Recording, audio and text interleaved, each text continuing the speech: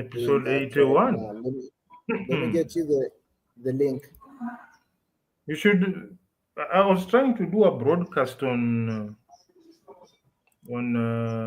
Twitter. I think there's a way of doing it. I figured out a way of doing it. And I have the instructions, and then we will do to one more time.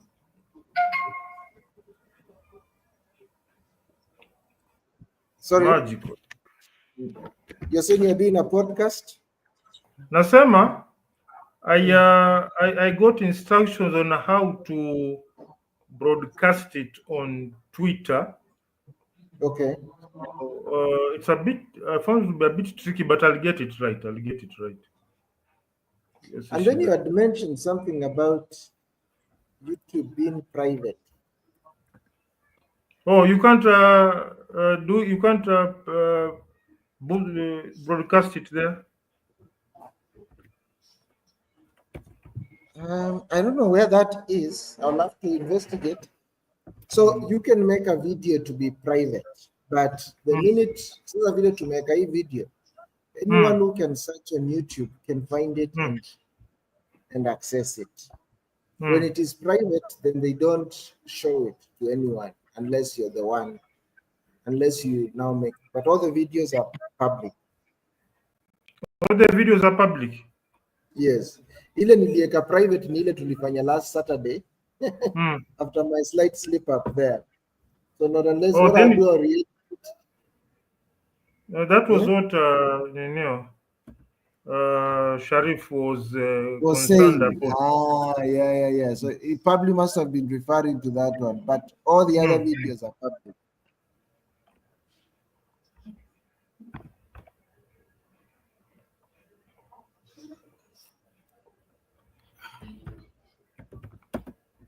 And so how's your week been? Kama kawaida tu hustle back and forth, left and right, squeezing ni mambo na analytics.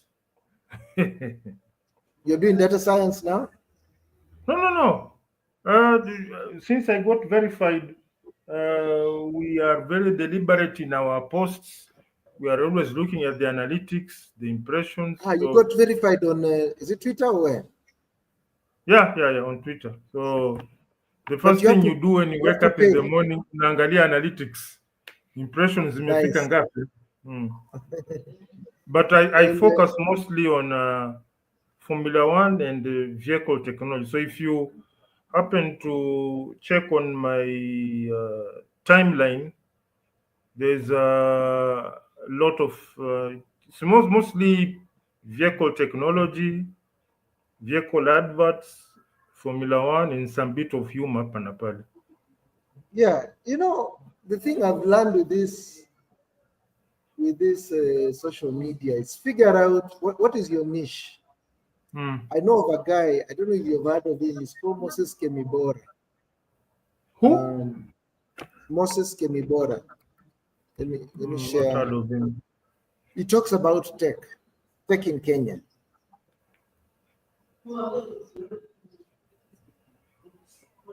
But in fact, it has come to a point where, because I post, I've been doing, but mostly what I post is electrics and hybrids.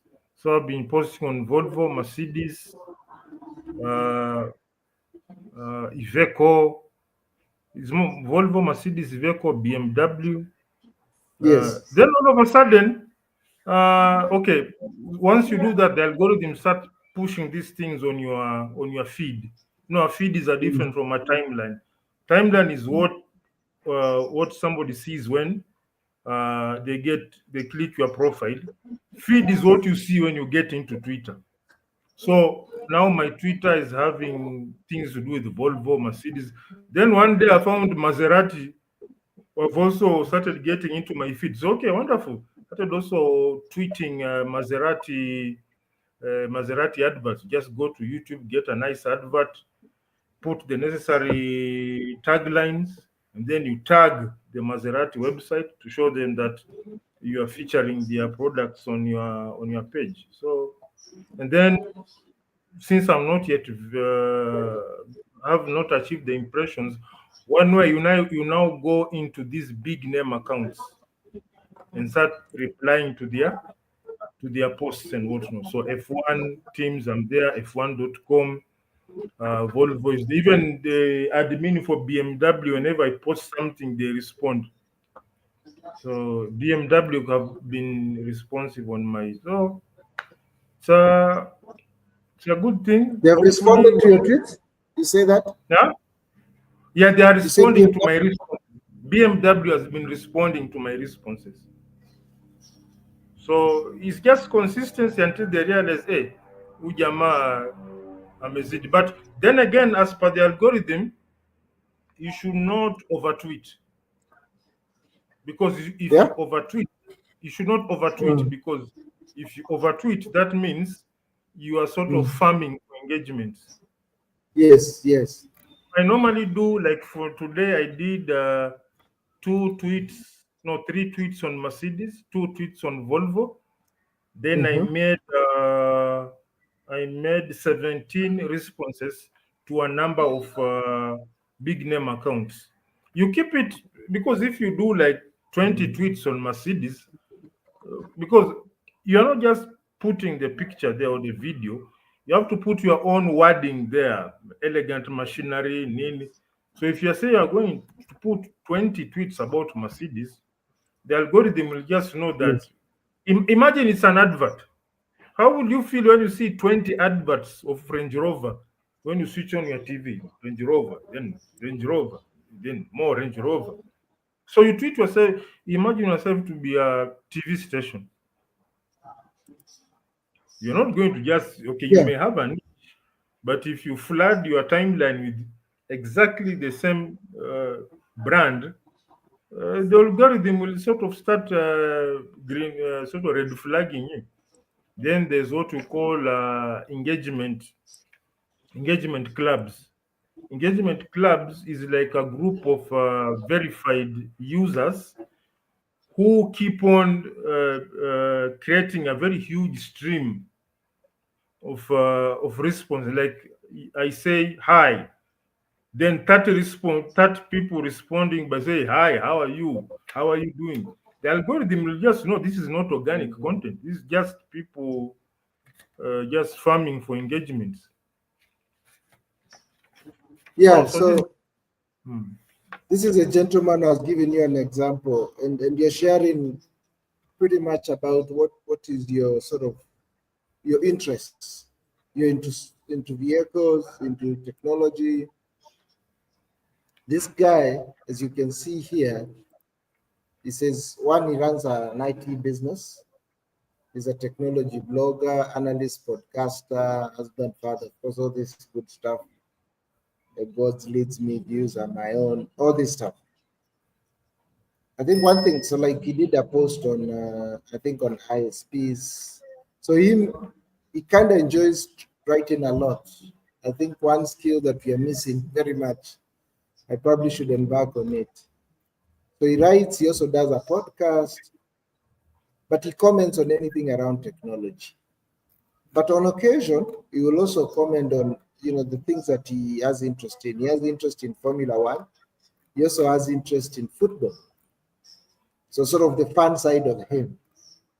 But he is very disciplined in terms of what he comments. You will rarely find him commenting on politics. Rarely. Yeah, politics He is will a bit. stick, he Uh, sticks to his niche. And I guess it requires a lot of discipline. And I've seen also, people on social media, and the minute they comment anything politics, of course, and it could be a very innocent comment, which could be a very common sense comment also. That, when it comes to politics, as I always say, it's not the logical mind that leads us. We are led by our emotions. The people, of course, someone will interpret this way, some other person will interpret that way. So you might as well just sit it out. And I know it must require a lot, because sometimes you're like, I feel it even myself. I'm like, oh man, I want to say something. I want to. You feel like there's something burning you, and I guess it requires such. And if I meet this guy, I've sort of bumped into him in some of the IT circles in Kenya, but I will ask him what it takes to have that amount of discipline. So once you define your interest, so like let's say for example, if it's me, my interest can be technology, can be jazz, can be music festivals, can be what other things interest me. Sometimes business. I also comment on a few things around business. So my anything that I comment has to live within that brand that I create. And I guess he has created a very formidable brand for over years. I mean, this was one of the guys who was one of the forefathers of when internet was coming out in Kenya. The guys who started things like, you remember there was an organization called IHAP. I hope it's still there, where they are doing all this. When that's the one that birthed the name of Silicon Savannah. So he's been all through to where it is now, and it's been still very relevant. There are a few of him that were part of that initial cohort that sort of set off the IT space in Kenya, but some are no longer relevant as he is. And he's been very disciplined to ensure that it's tech and nothing but tech. On occasion, of course, I will, and people want to see also that humanness element. That's why I guess you can comment on football and things like sports, of course, are very unifying. Yeah, at the end of the day is to be whatever you are doing. Let's have a tinge of humor, uh, a tinge of entertainment. So yes, if you go in material, yes, you'll see a lot of cars, but there'll be that dose of humor. Like I recently put in, this video of this gentleman who was recording 400 women. Yes. Yes, I created what do I call it? I created an ID for him. Is it okay if I share it here? You created what? An identification card. Oh, yeah, I think I saw it. Yeah, yeah. You are not okay sharing here. Will I it be don't know what appropriate? was it. I think let me look at it. It's on your timeline, eh? Yeah. Or you can post it on Twitter. Post the link on Twitter. Okay, hold on. I can even just copy the image on your Okay. YouTube, on your WhatsApp. Then just You know, the game of social media is very interesting. I hmm. think we once commented about this girl who sells shoes. I think she goes Yeah. by the name of Maina. And Mm-hmm. of course, shoes is our business. But she's been able to create quite a formidable following on Twitter. Over 50, I think now going, I don't know what's her following. Let me check. I think she must have hit maybe 60,000 or something. But she has built quite a substantial following. And Yeah, here it is. Let me just share it on your WhatsApp. geopolitical things, you know, and It's a bit naughty in some ways, but we are all adults here, and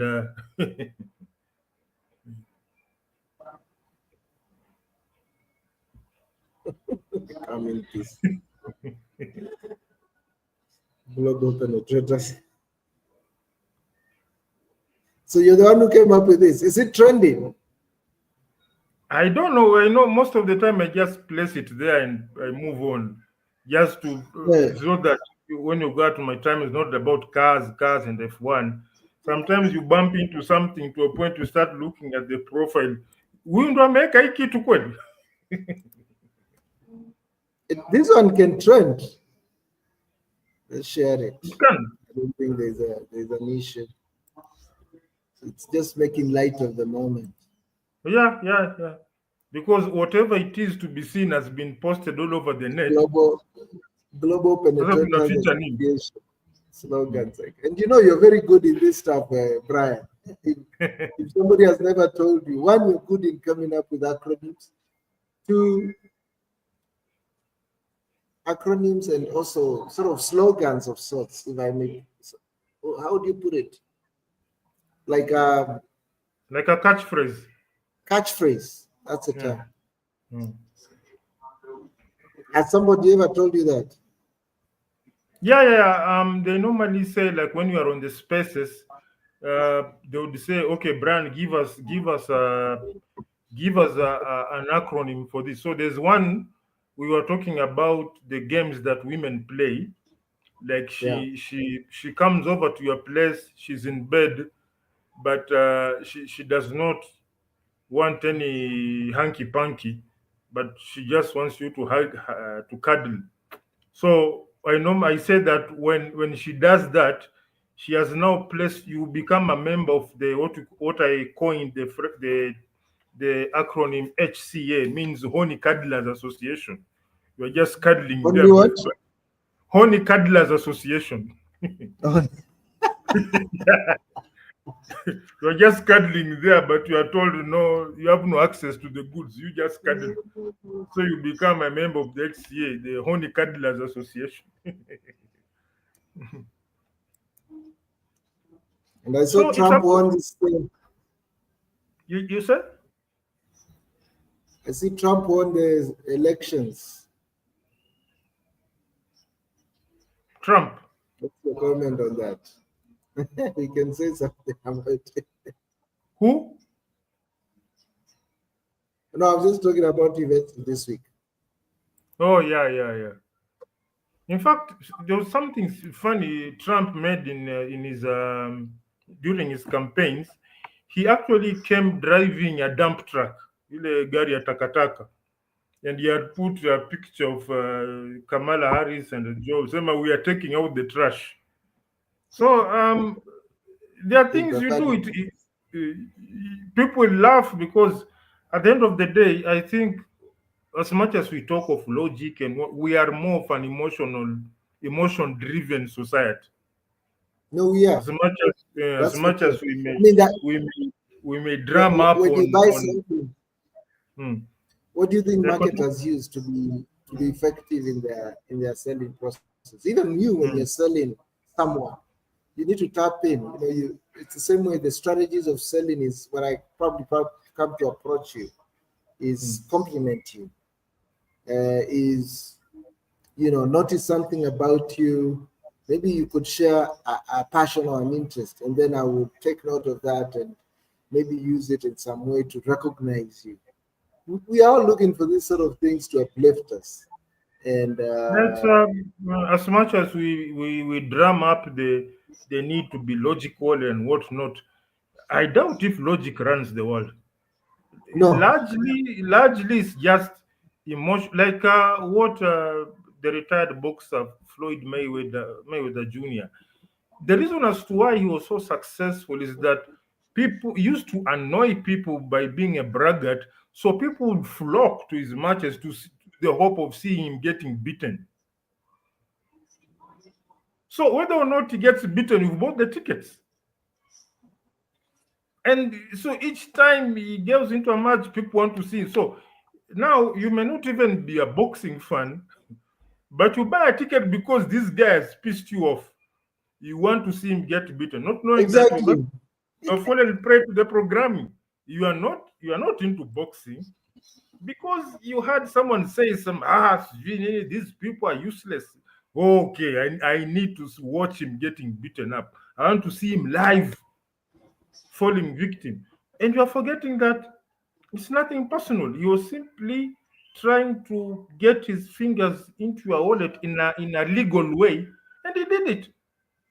The fact that you opened your wallet, paid your money or your cash app or whatever whatever app you're using to buy the tickets, he succeeded. He got the money out of his pocket. You don't know him personally, he doesn't know you personally, but somehow he managed to get money out of your pocket. It's a success. No, emotions runs this world. I mean, Yes. it's hard to. Human beings, I think we are emotional beings. The only people who operate on logic mostly is that top echelon, the guys who run the show. Now, those you can say run on logic. The guys who are pulling the strings, the guy who will do funny things.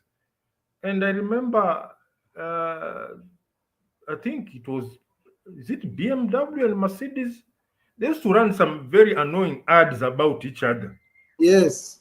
Very. Now someone came to tell me the moment these ads were done, the programming in kila kitu, these guys from two opposite camps will actually share the same table and talk. And they say, It's huko a, kwako it's a kumeenda. rivalry. It's a sort Eh, of friendly rivalry, you might call it yes. as that. They will actually analyze the emotional responses. And someone can put an ad about a certain product that is so horrible. Okay, the product is okay, but the ad is so full of wicked humor, such that when you are seen driving that car, people laugh at you. Say, then you find yourself selling that vehicle. Like right now, if you let's say we are into car manufacturing, and then all of a sudden, this term wamama waharia, someone takes it and pushes it so hard to a point where if you are a man and you happen to own a Harrier, people kwani wewe ni mama pia ama hii gari umetoa kwa mama.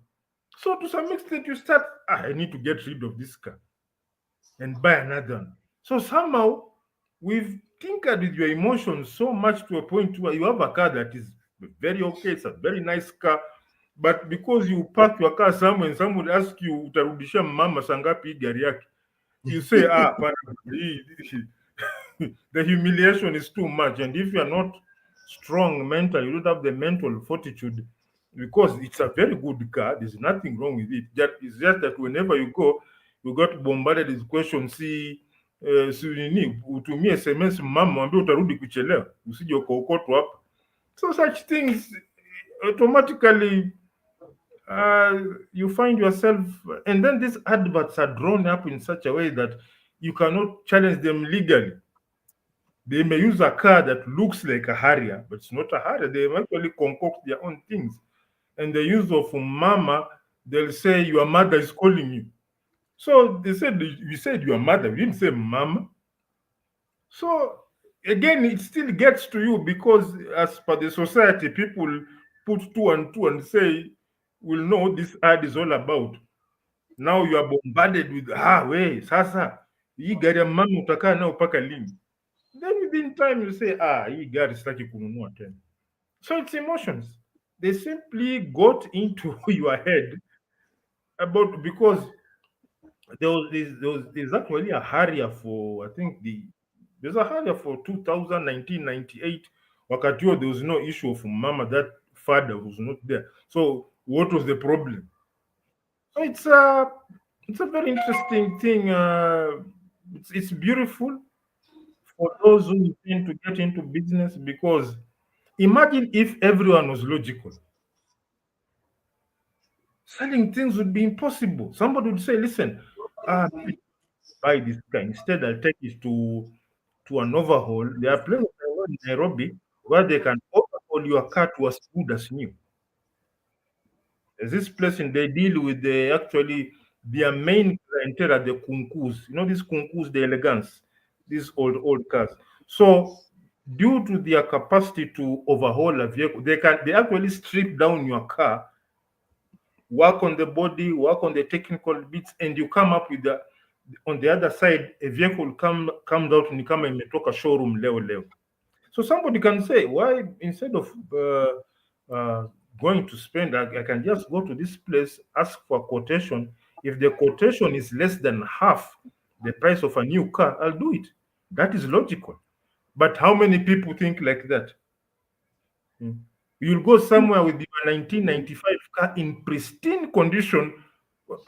People, sasa babu, unaendelea vipi?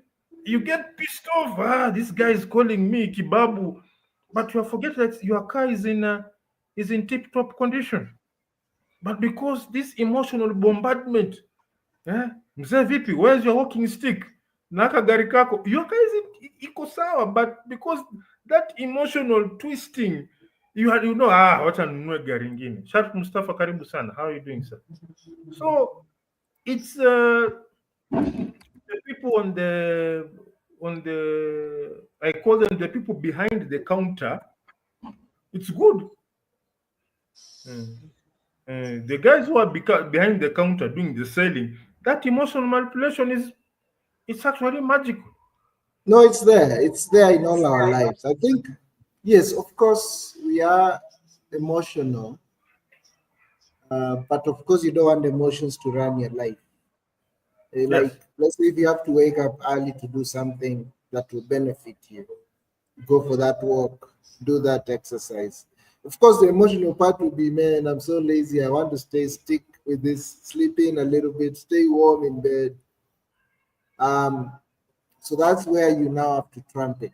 But yes, in terms of how marketers, politicians, and other various facets of our lives, I like when you look at all these pundits when they're arguing on TV. They'll say, the one thing that bedevils Kenya is tribalism. Tribalism runs our politics. Say what you want to say. Sound all theoretical and academic. Tribalism is at the heart of it. And even when you look at human beings, we are all about where do we belong? We create clubs. We are part of families. We are part of certain communities. We affiliate with a particular group or the other. So we are very tribal in how we organize ourselves. Because when you think of even tribes, it's a creation. We can decide to now come up with our own language, with our own sort of culture and values, and brand it something. In fact, there's nothing wrong with tribalism. It's creation. It's a human creation. In fact, as I was saying, there's nothing wrong with tribalism in that it has just been harnessed in a wrong way. Because let's say I'll call it autonomous industrial zones, such that instead of a county, we have autonomous industry-oriented areas. Now, if you go to Rift Valley, you'll ensure that we put all wheat flour mills in Rift Valley, so that it's a Kalenjin affair, but they are processing wheat flour. So, and they are processing wheat flour and they are distributing. So you don't have this case of you are growing wheat in Rift Valley, then you transport it to Mombasa for some grain millers or Nairobi, but you center everything in Rift Valley. So it's a Kalenjin affair. You go to Mombasa, you go hard on what you call the tourists, the beach hotels and whatnot. Then we have things like Robert said, karibu sana. We have things like we have the sisal plantations. Then you go big on things like the coconut plantations. We make them, then we industrialize them. You go to Kitale, it's maize. You put all the maize industries are there. So if you go to Kitale, everyone is speaking Luya. If you go to Rift Valley, everybody is speaking Kalenjin. You go to Kambani Kitu, it's very hot. Put the best solar thermal power plants there. You go to places like Northeastern, we grow what we call biodiesel crops for manufacturing of green diesel. So as much as it is a tribal enclave, it is playing a role into the national system. So let's say I go to Northeastern, Burkina Sharif Mustafa, and you have a very huge plantation of Jatropha for the manufacture of biodiesel. Yes, they'll be speaking in their Kushaitic language, Sawa, but their system produces green diesel, which is cheap. It's making us so. What is wrong with that? It is about harnessing. The same thing you'll say, oh, Wazungus are not tribalistic, but when the Caucasians come to Kenya, they tend to operate in their own enclaves. those areas that Wazungu Yeah, nation. everyone, It's the it's the same way. If I'm huh? somewhere like in Rwanda, Mm, I'm looking for anywhere that will feel at home. mm. And I might summer spot, a place where I can get some ugali and sukuma wiki, a Yeah, place where I can probably meet with other Kenyans and speak some Swahili, a yes. place where I can even meet with some other Does it Kamba mean and speak does it my mean you hate Rwandese? no. No. People just gravitate to what is like them. Huh? In fact, it brings the best out of them. If that is what will make you work more efficient, for heaven's sake, put you and the rest of your Kamba lot, muongee ukikamba yenu, and you do Exactly. what you do better. But this emotional demonization, oh, these Kikuyus are ganging together, oh, these Luos. But what if you tap into that? Whatever they are doing that is contributing to the national well-being, what if they are more efficient wakiwa pamoja hivi? Do you What remember if they those work cultural better? nights? Unajua hizo cultural nights, and I think they still, to some degree, go on. Mm. Because I remember, I think there was one that was the other day that showed Sonko. I think he had gone for another one of those Kamba nights, Carnival. But the other time they were very, very regular. I think there was a season you'd always have, it would be Luo night, Luya night, Kamba night, Kikuyu night. It's our diversity that is It's a strong. diversity. Of course, there are politicians that harness this for things, but nonetheless, our diversity is a good thing. And we cannot be all the same. It's good that we are different. I know when I go to Luoland or Luyaland, I'll get a different type of food, get exposed to a new way of living. That's what's exciting about life. When I do travel a lot, is that's sort of part of the things that I enjoy. Just getting exposed to a different type of community and cultural way of life, all these kind of things. In fact, Chinese will say, uh, "Talk to my head, I will understand you. Talk to my heart, I'll understand you better." Talk to my heart means talk in my language. It's a universal thing. So if certain, I don't know where this ideology came from. We've fallen victim to a lot of Yeah, emotional jumble. and I've been thinking a lot about the world as it is now. What are some of the things that have changed, good or bad? Um, and I think one thing that we've done is I think we've become too academic on some things that are just plain in the way they are. We've tried to, It's like as you're saying, and you sweeping put it things so under the well. rug. Yeah, Sweeping things under the rug. you've put it so well when you gave that analogy. You said when you speak to, just say it again. Sweeping things under the rug. No. The one of speak to my heart. They say you speak to my head, I'll understand you. But if you Yes, speak to my heart, I understand you better. And chances are we'll be even more efficient. and exactly.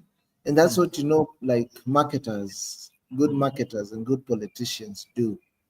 They know how to speak to your heart.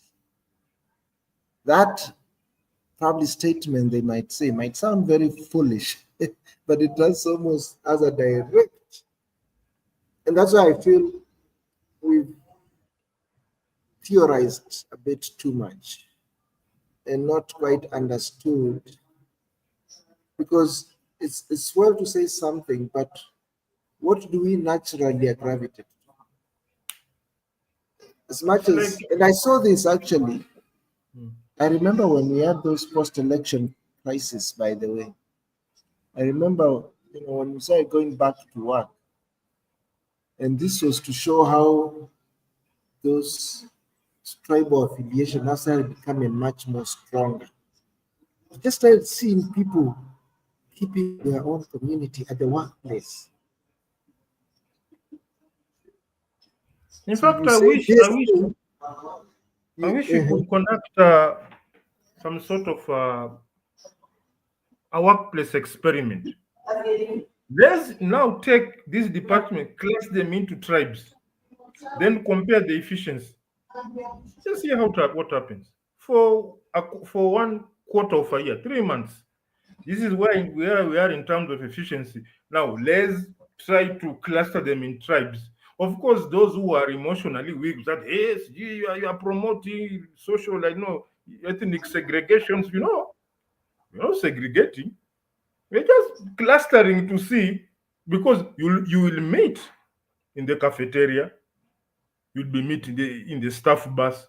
But when it comes to those workstations, let's see what happens if that communication is more heart to heart. Let's see if there's be some bump up in communication. But you need to be very open minded. You should need to have type of thinking that is free from this. Just some of these things ni wazungu walituletea. Everyone used to operate on their own region. And what is so interesting, people used to travel to other regions to trade. Exactly. And they will not get beaten because they know from Mukambani, I think it will be mostly honey and some grains. Then they'll travel to another region, then they swap, then they travel back. There'll be no party when you go to this region, you are beaten, you are robbed, mugged, you go back empty handed. No, they used to batter. We understood. And it's natural. Sometimes you even don't even need to define it in a law or anything. It just comes automatically. As you're saying, we have the honey and maybe certain grains. Maybe the Kikuyu people didn't have the honey, so they Yeah, knew but they had you have to establish. Kikuyu will be having the roots, the arrow roots, whatnot, the ngwashes Exactly. and whatnot.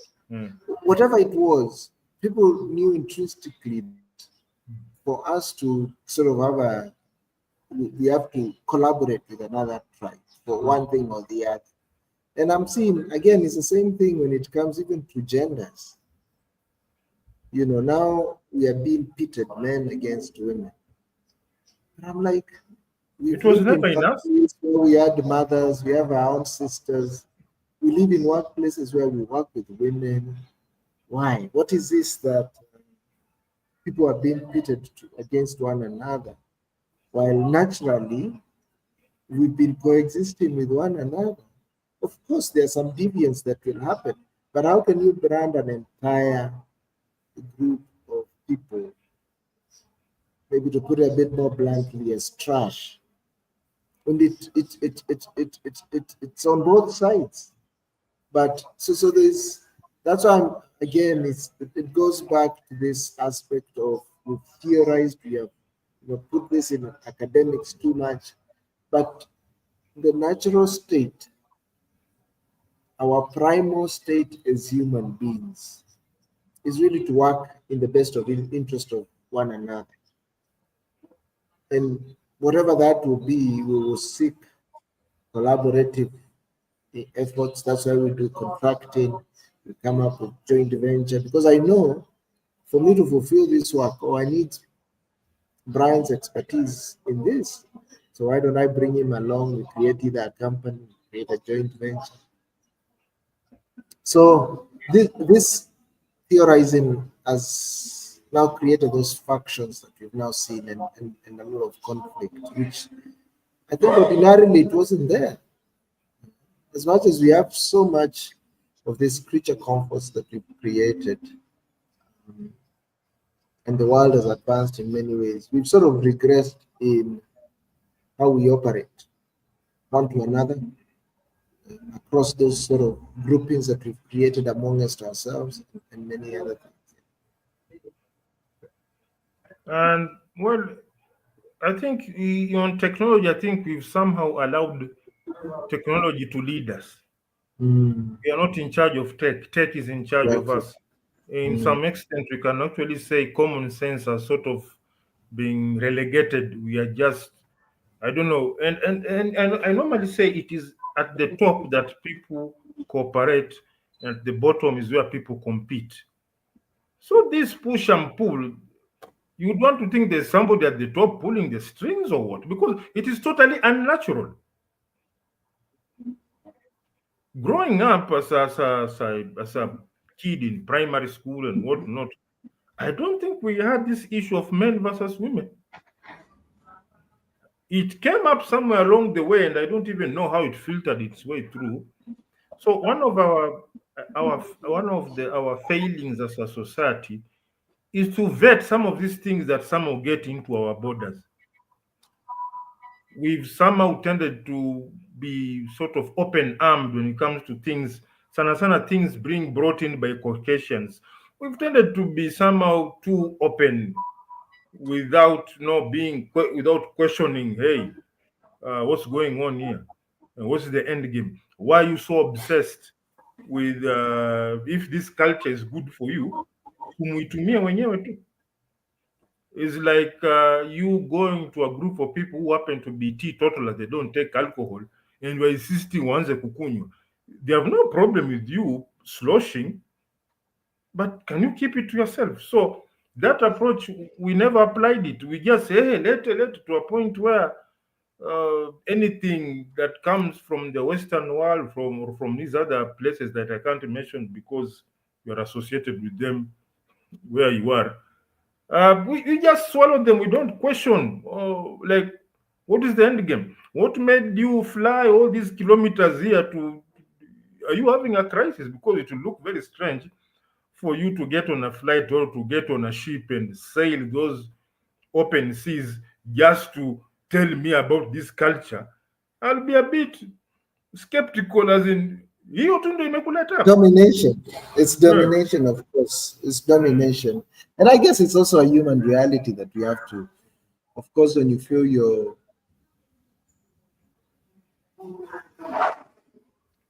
people movement is happening everywhere. I mean, even now, think about it.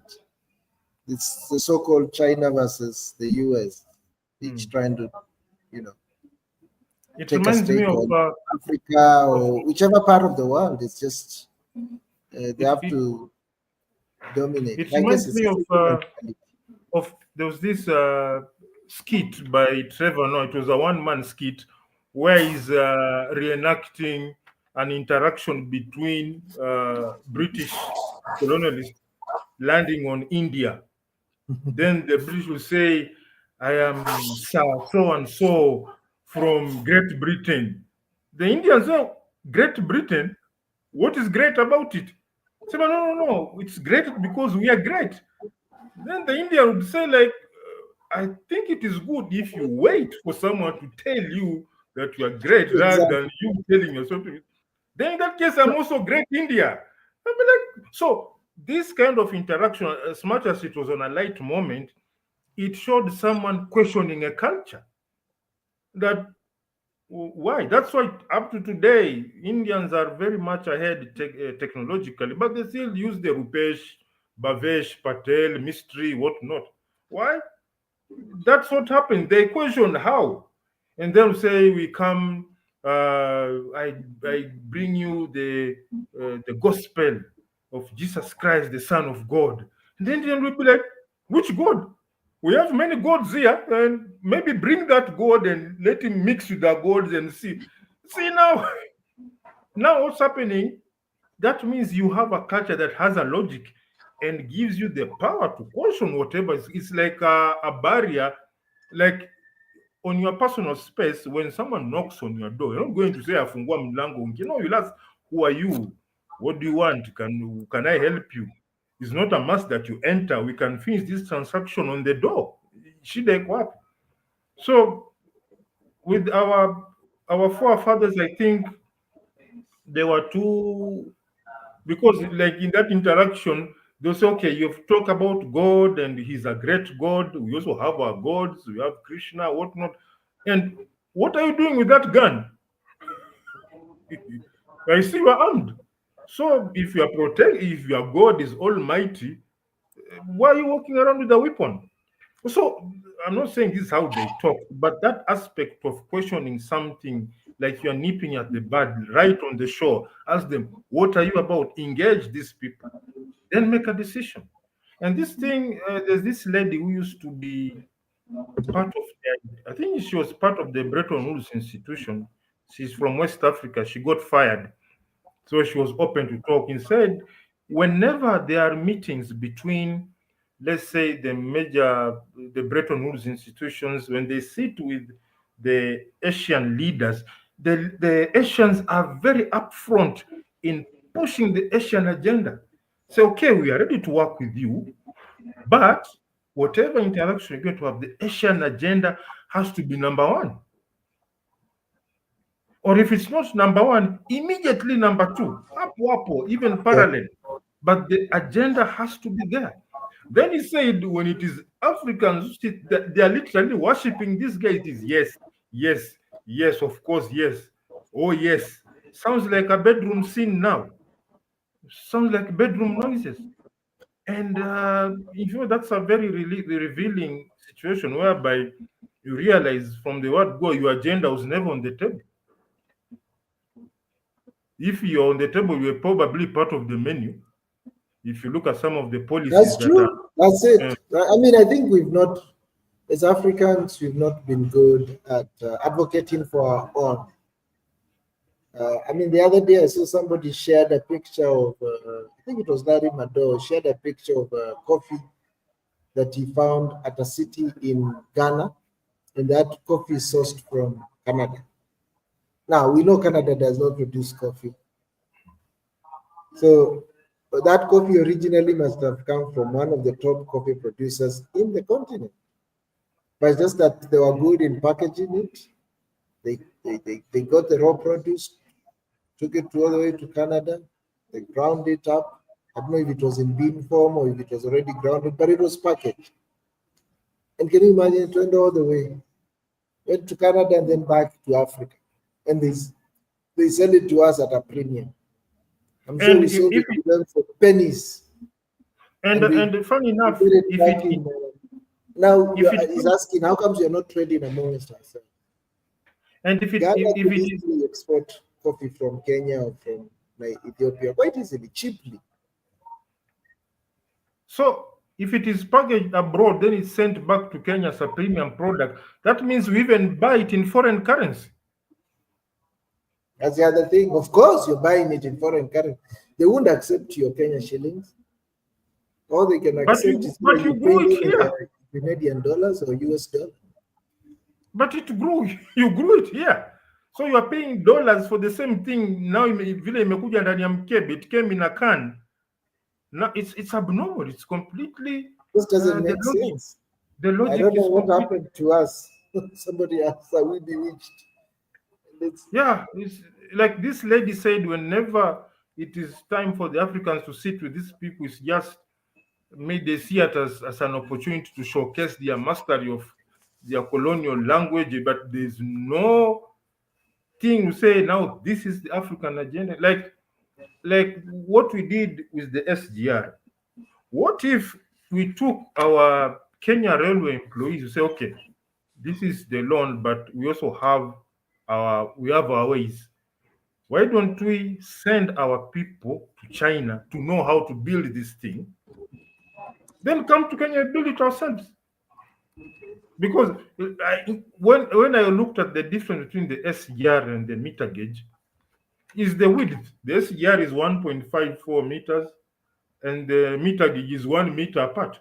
So why didn't we just send a section, our brightest members of Kenya Railways, send them to China plus our construction engineers, spend even 1 year there how to build these things.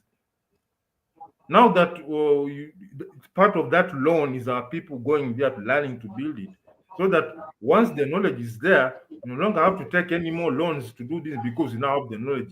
Railway took up because that company is called China, don't know, roads, railway, and bridges, something. So let yeah. them learn everything, railways, bridges, nini, barabara, kila kitu, so that when you are coming there after 1 year, you know everything. So you took that loan to cover maybe some bit of the infrastructure and the training, so that from there you don't take any more loans because that loan covered the knowledge transfer or the technology transfer. Now that is the African agenda, because the we are in 2024 and we are spending so much on buying loans on technology. I come to technology transfer, sioni kitu, because you keep on getting experts from abroad, someone to come to do this, and then we are paying them in foreign currency. We are putting them in top of the line hotels, paying them per hours, per consultation. And everything can be packaged so that we send our people to learn how to do it, then come back and do it ourselves. Because I believe in what we call tailor-made solutions. We do it Exactly. our way. Uh, But now we allow You these know, people to come. when we are gonna gather that confidence, Mm. I guess it's not a one-time thing. It takes time, but we have to begin those baby steps to start defining who we are, and have pride in ourselves. And I think from there we'll be now advocating for ourselves from a point of strength. And we demonize. Even can you imagine? We demonize our own tribes.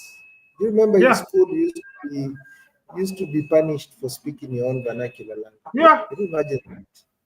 And then if you speak Swahili, they put This, you used to call it a disc.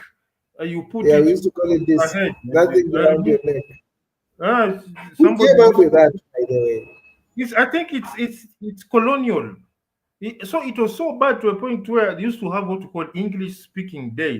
That is the day when you speak Swahili, you are and it's a very hideous thing. In Guinea, you are given like a dried bone of mbuangombe to wear on your neck because you spoke Swahili. And what was so interesting is that on the English speaking day, going having spent primary school in Mombasa. On the English speaking day, the school is quiet because the language is it's a headache. We only use English when answering the teacher or kwa mtihani, but we talk in Swahili. So on that day, even the usual noise makers are stunted. You can't make noise in English. You just sit there like a bunch of dumb characters. It's a problem. Yani hiyo siku ukijua ni siku ya English speaking, the school is quiet. Some even are resorting to use sign language because they are totally limited. Yani, English is for answering the Your, teacher. your, your vernacular, your grammar is very limited. It's limited. You can't say hey kichwa kama madafu. You said your head is like what is madafu in English? It's a It's headache. coconut. That's a Coconut. And that So probably explains why. I guess that's why in Kenya we have that obsession of this thing we call shrubbing. I don't know if in other countries they have that. I've not picked that up in places like here. Shrubbing, and then but the idea Japanese, that Chinese the use idea that they have the ukienda accent and mahali they're okay. Our friends they're from okay. Japan, if you hear Exactly. Russian speaking, he doesn't. He's not even ashamed. It's not a shame. Hmm. But it I is think in Kenya. we are really brainwashed to hate ourselves. There really needs to be a deliberate unlearning of this through our schooling system, where we begin now to appreciate our languages. I think they need to reinstate that. It used to be there, I think, particularly in rural schools, where I think the first 3 years you're learning with your local language. I think that needs to be reinstated because it's like we were taught, and it's so ingrained, particularly in the Kenyan mind psyche, that it's like we always see, like we have our relatives, if they happen to have traveled abroad, we want them when they come back, if they have gone to like a Britain or a US to come back with that. I think we work so hard to adopt it. I mean, look at our good friend like IQ Watson. Him is not bothered IQ to Watson is to, called to, to, to zero try facts given. yes, to try to sound like them. But I know almost every Kenyan automatically akienda huko anataka kuadopt hiyo, hata anaweza kaa hapo wiki moja ama mwezi moja, atakuja na hiyo weng. Tunajiulizaga hata wanaendaga India for years for an entire Mbona degree warudi na hiyo ya India? They don't hawarudi do na like hiyo. this when I talking. don't want to hear them, you know. They don't do that, but it's only to America. Yes. Umeenda America for 2 days, maybe to visit, to go, umeenda umebatika umeitwa graduation of your distant cousin. 2 days, umeland leo, graduation kesho, the following day you are out. 48 hours in America, you have an accent. And you But know, 3 weeks in something India, that I've also seen here in Rwanda that I really commend them. I've met people that were actually born and raised, you know, their families immigrated, particularly because you know this sort of war started in the 50s. So there's some parents that you know went to live in places like Europe or in America or in Canada. And I'm impressed because many of them come back. And what impresses me is I don't think I've ever met any single one of them that doesn't know how to speak Kinyarwanda. But I think for Kenya it would be almost opposite. Now it would be very odd to get a person who is probably fluent in Swahili or fluent in in their fact, local language. they tell you ongea vizuri. What's wrong with you, man? Exactly. What's wrong? In fact, they make you look. They look down on you when you speak Swahili. Exactly. Hmm. And then they have this Caucasian international. I've been saying mambo VP at Jambo. Jambo, that is for tourists. Hakuna Matata, yes, exactly. Hakuna Matara. That's Hakuna English. Matata. No, that's for foreigners. What's Jambo Hakuna Matara? We grew up with you in Kibokoni. What's this Hakuna Matara thing you're telling us, man?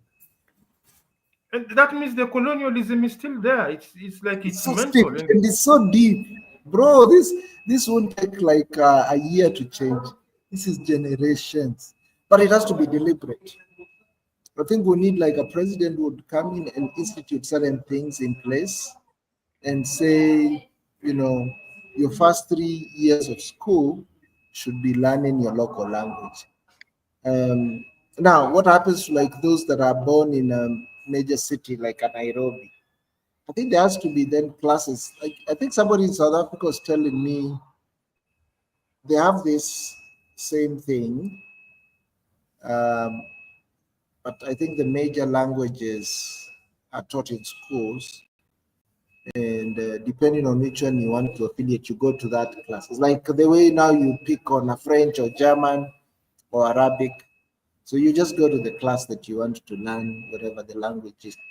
And this is very important because learning yourself and appreciating who you are, and this also goes to you know our creative arts, our music, what we produce. We always say, you know, we are gravitate to the Nigerian music, we are gravitate to Amapiano, and all that is in. If you think of Amapiano, excuse me, Sorry. Here, think of Shari Mustafa saying if a white man speaks Kiswahili, we see it as a miracle. But then there's exactly. this Mzungu guy. No, there was this Japanese lady. She actually has a nyatiti, and she plays Luo songs.